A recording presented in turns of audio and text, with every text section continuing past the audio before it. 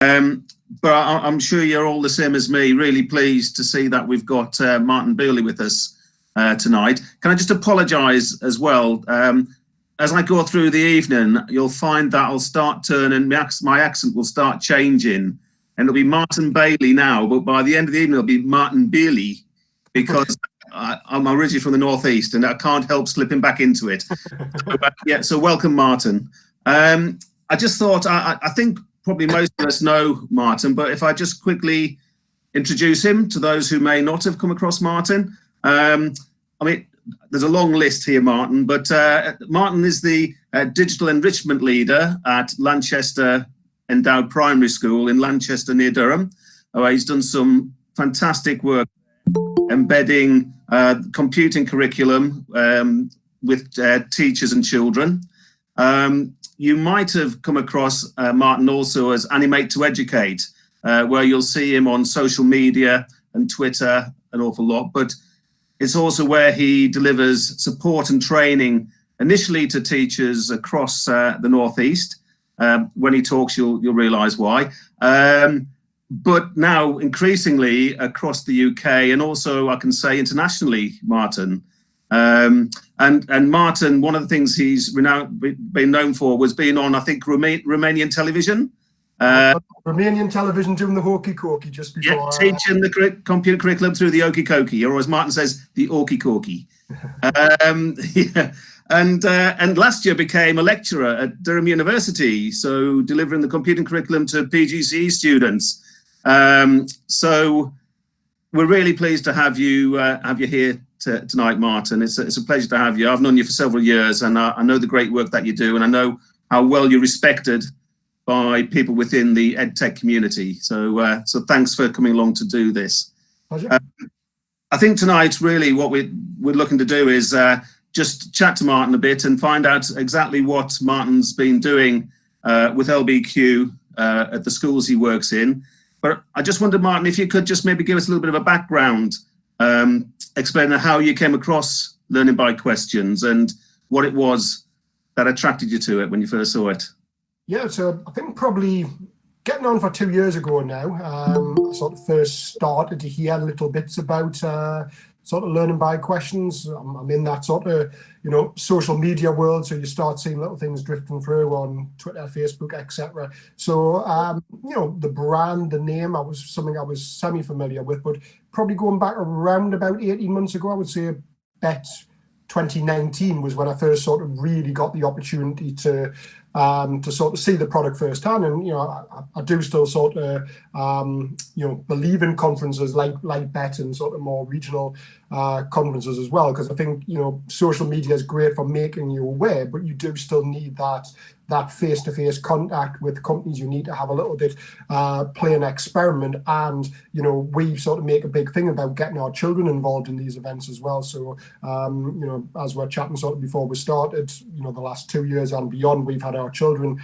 down at the BET show. So BET 2019, we had our digital leaders down there. That was one of the products I wanted to take them and see what sort of staff, see what children thought of it, and we had a really favourable response on the day. So that was our sort of, if you like, our first sort of point of contact. We then started using learning by questions in certain year groups, sort of back end of last academic year. So we started to use it for SATS booster classes with intervention groups. Certain teachers sort of became ambassadors and sort of taking on sort of using it. So like any product you're doing, sort of, it's not like every single person from day one, and it was a case of really trying it out a little bit. And again, things went really well, really favourable response from staff.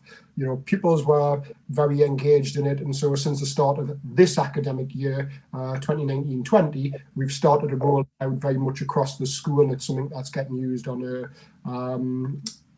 weekly in some classes, or at least sort of, half-termly basis in other classes, but now getting used sort of year 1 to year 6 sort of regularly regularly by all teachers. So certainly that was the journey under normal circumstances, if you like, prior to sort of start of March, where we got to before we got to this period of lockdown, where it was it was a resource that had become over the last sort of year to 18 months that was very much established and embedded sort of in school, and most all staff were familiar and used to using it, and the children it had sort of a fair degree of sort of experience of using it, at least over this academic year and beyond for certain year groups. So in the normal classroom situation, Martin, what was it particularly that the teachers and children liked about learning by questions? What were the sort of features that they found particularly useful?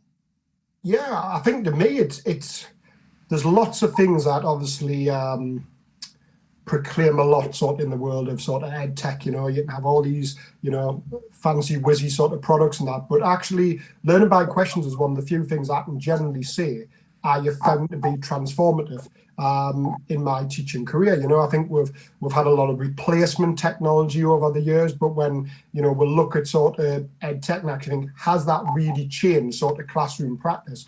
Learning by questions is one of the few things that I can say is in that. So as a teacher, it doesn't matter how you're teaching normally, you've got very little idea of how most of those, let's say 30 children in your class, are actually getting on the lesson. You might be working with a group of 6 children, you might have a little bit of idea what they're doing, you might make your way around, and certain children will answer, put their hand up and answer questions, but generally that's probably less than a third of the class at most who you can really claim to sort of think, yeah, are they understanding this, are they getting this? But the idea was sort of learning by question. I'm sure we'll talk a little bit more in depth for those who are completely new to it about the tracking grid you're seeing on your laptop class computer. I use an iPad normally when I'm teaching it. I'm seeing live exactly how all 30 children in the class are actually sort of getting on sort of in that lesson, and so I can sort of target support when I want. So I can be looking and saying, right, little Jimmy, I need to go over and see little Jimmy because he's clearly struggling with question 6, or actually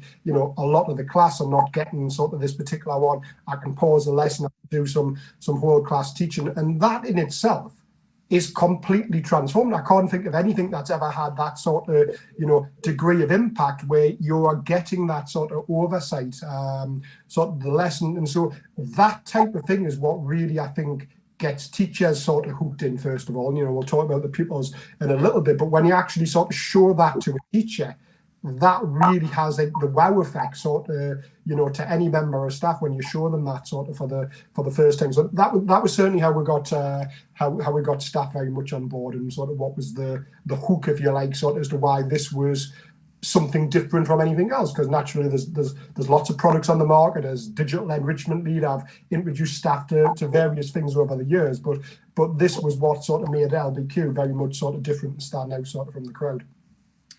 Yeah, that's great. And I'd say the children particularly as well, did they instantly get grabbed by it when it came in? They do, and I wasn't, if I'm being brutally honest, I wasn't sure what their reaction would be, because I think, again, if I think about something like BET or exhibitions that you go to, LbQ is not all, sound effects and sort of characters and people dressed up in a costume, sort of like, have your photo taken with me sort of type thing. That's not what LbQ is about. And things like that can have a short-term impact, but actually they'll not keep kids coming back to a session. They'll not keep staff sort of engaged. But actually, I always say to people, the key word in the title of the product is actually learning. Whatever we think about kids want to learn. Kids want to make progress. Kids want to feel like they're achieving something. And so, actually sometimes all the sound effects and everything else can distract a child sort of in there. But actually with this, it, for want of a better phrase, it is giving them test style sort of questions. It's preparing them for SATs, whatever it might be, and stuff like that. In fact, people haven't got it this year. But, ultimately, children at all levels are going to have to do sort of, some form of test, and they're going to have to access questions even, in a weekly basis, and, the maths, English lessons, whatever it might be, and stuff like that. So we do need to prepare children for the different ways in which questions might be asked. And again, I think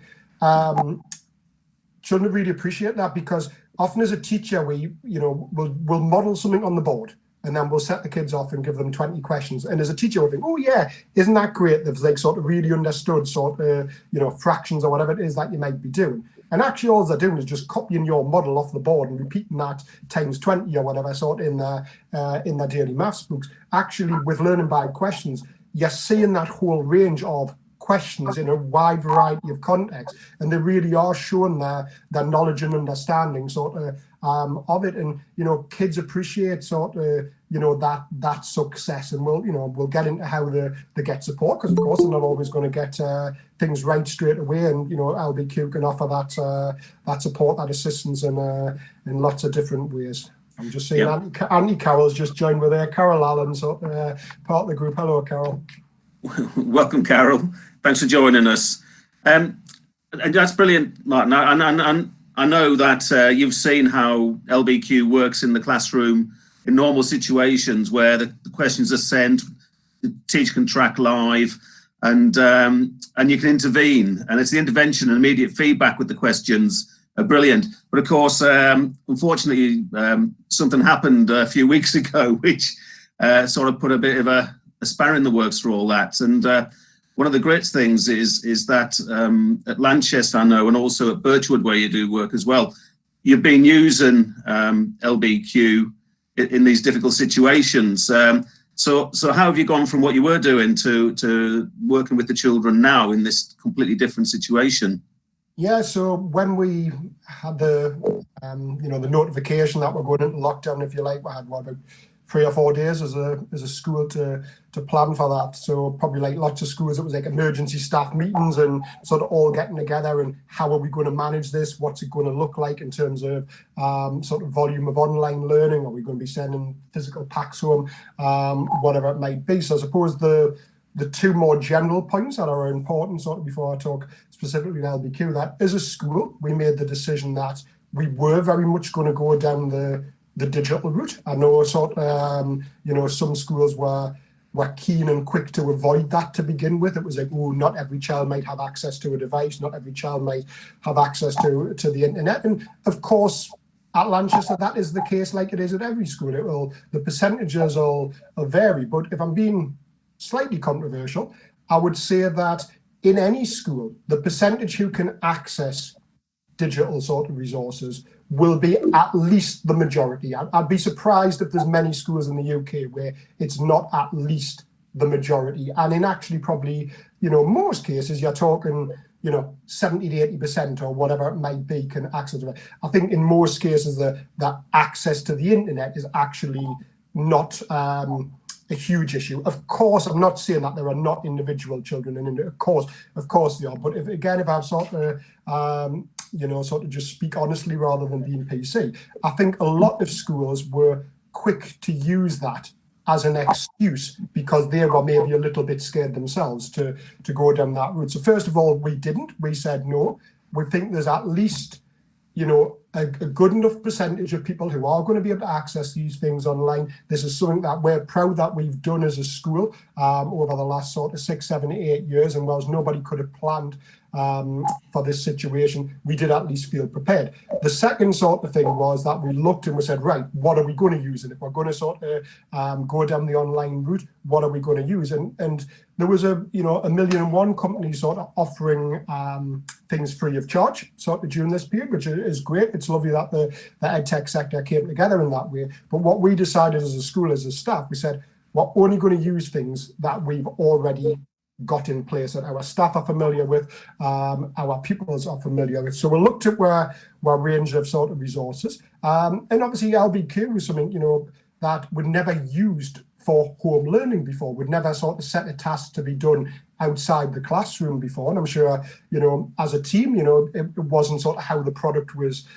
designed. But these are unprecedented circumstances, and we've got to start thinking outside the box a little bit now and thinking about, how to use it. So I had a bit of chat with the team from LbQ in that week leading up to lockdown, just going, look, could this work? Would this work? In theory, if people are online, is it any different that the 30 pupils are spread sort of around a 25-mile radius as opposed to being in a, like a 10-meter by 5-meter classroom or whatever it might be, and sort of stuff like that? And the response was, we don't know, but there's no reason to think that it won't sort of work. So in that couple of weeks leading up to the Easter holidays, we thought, right, well, let's, like with everything, walk before we run. So we just sort of tested out with a couple of year groups. Let's try a lesson out. And A, the response was really positive from the number of people who accessed it.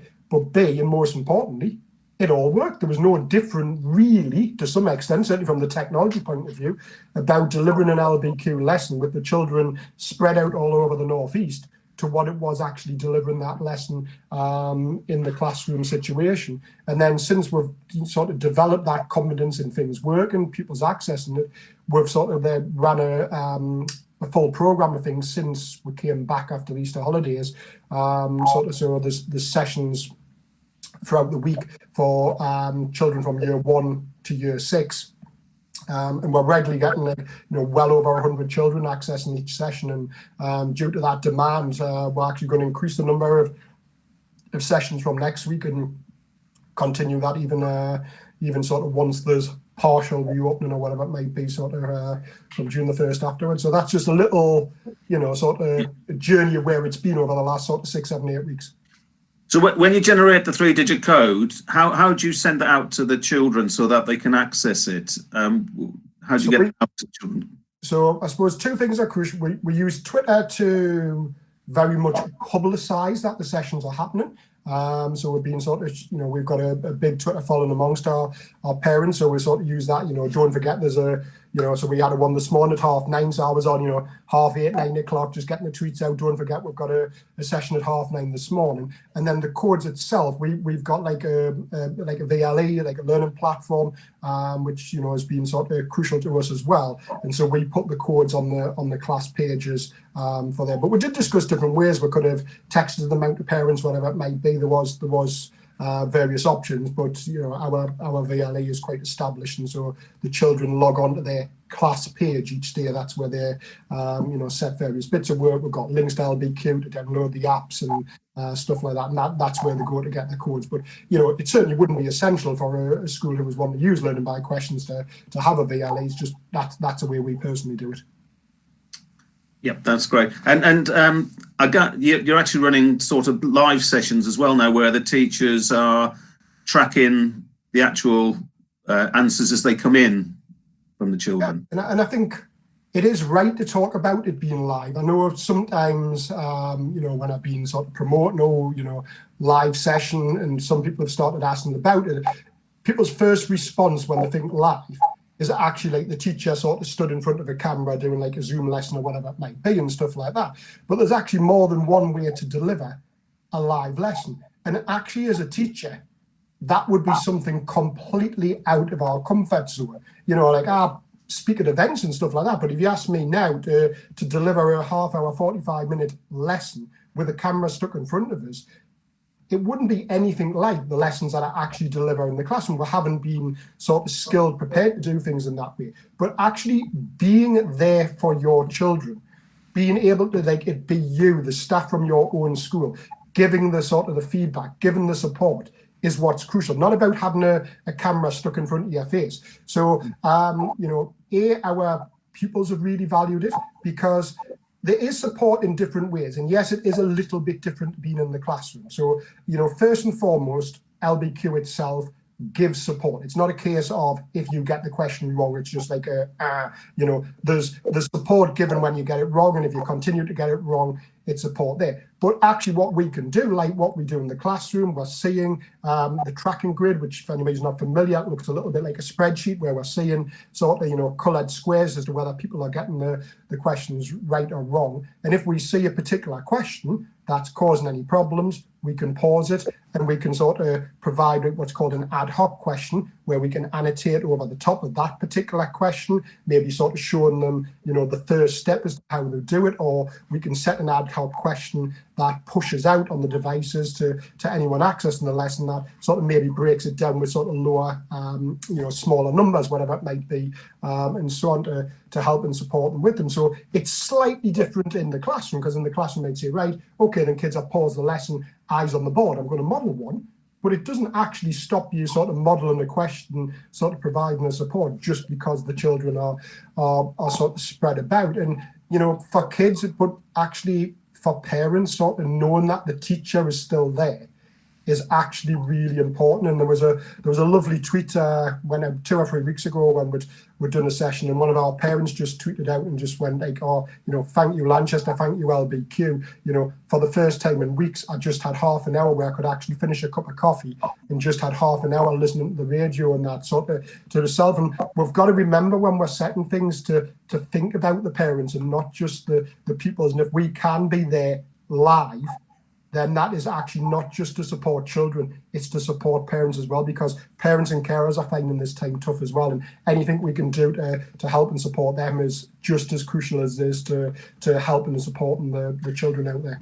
I don't know if you've had some experience. I've spoken to a few schools recently where one thing they've said is that LbQ has particularly helped with engaging children that wouldn't engage with work at home, presented in other ways. And some parents were almost pulling their hair out, thinking, I can't get them to engage with work. And then they've taken out some schools have got the license, some have got the free trial that they've got, and they've sent these activities home, and suddenly the children are engaging with LbQ that wouldn't engage with other types of work, and it really has worked with them, and we're finding that more and more. I don't know if that's a similar experience. Definitely, and again, I think the fact that we are there, you know, it's, you know, people can argue with the merits of whatever live means, but to me, 100% when we do an LbQ session, it is live. You know, we advertise it as being at a certain time, and I can assure you that the staff are sat at the other end of the screen and are monitoring that lesson live, or,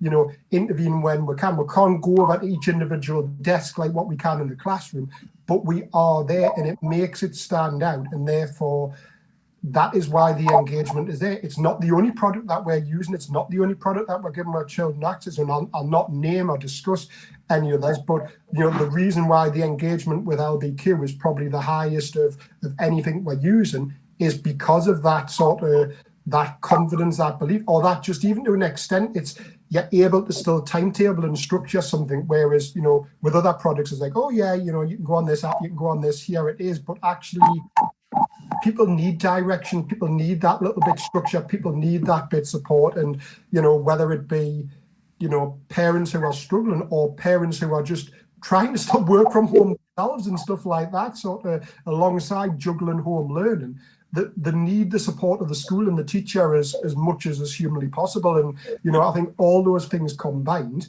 you know, are making it something that our kids are going to in great numbers. You know, we've been doing it, about 7 weeks now, and every single session has had more than 100 pupils logging on to. So, you know, it hasn't sort of just been like, oh, you know, novelty, do it once or twice and drop off. It's remained completely consistent, sort of, you know, every single time we've offered it. And like I say, we're actually increasing, not decreasing, the number of sessions from next week. As much as it pains me to do this, gentlemen, and I did warn you I was going to do it, because it's fascinating listening to someone who's actually in the thick of it and using LbQ remotely. It is now 26 minutes past 7, so you've got 4 minutes to wind up. Okay. Very quickly, Martin, I don't know if we can do this 4 minutes. Maybe we have to come back to another time, but obviously schools are going to start going back soon. Very quickly, can you say, have you got any plans of how it might be used in when we start going back? Yeah, well, I think sort of what's key is that, well, we've had children in school, whether they be key worker children or the children who goes back. What we've taken the approach to do is what children do in school is the same as what children do at home. So if we've been offering an LbQ session for home learning, we have also been having the children who are in school accessing that sort of session as well. And we'll continue to do exactly the same when we come back, because we don't know exactly yet what the percentages are going to be, but there's going to be some reception year 1, year 6 children in school and some at home. So it would be unfair for anyone to be missing out on experiences because they say a key work and their children are going into school from what sort of children are getting at home. So we're giving children, you know, access to tablets and making sure they're sprayed and wiped down and everybody having their own and stuff like that. And we'll continue to do that sort of when we go back. So it will remain very much a key part of both in school and home learning throughout the rest of this term, and hopefully in a more normal context again from September or whenever. Whatever normal is going to be, Martin. Who knows? Whenever. Yeah. Well, look, it's been brilliant having you on, Martin, and it's always a pleasure to listen to your talk and to listen to what you're doing. Maybe we can do something similar again and talk about how it's progressing and how it's moving on with you, because I think it's like anything, you're learning along with the kids, aren't you? Yeah. But it's lovely to hear how LbQ is helping you as a school and teachers and children. It's lovely to hear that. And I think just as a final point, it's whether it be LbQ or whether it be anything we're using in terms of technology in our lives, we're learning so much from this period, and hopefully things that we've learned will impact even when we return to some level of normality. So, I was discussing with the Year 6 teachers the other day, and they have said, actually, what we've realised is this remote learning, if you like, works. So actually looking ahead to hopefully next academic year, we've said there's no reason why some Year 6 booster classes, for example, next year couldn't be offered remotely at 6 p.m. a Saturday morning, a Sunday, or whatever it might be, because actually we would have never ever tried things out in this way normally, but having done it and having it worked, sometimes you can't always have the kids at 3:30 till 4:30 because there's a school football match, a staff meeting, whatever it might be. So actually sometimes, I'm not saying all the time, but sometimes if the need's there, just go, what, actually, right,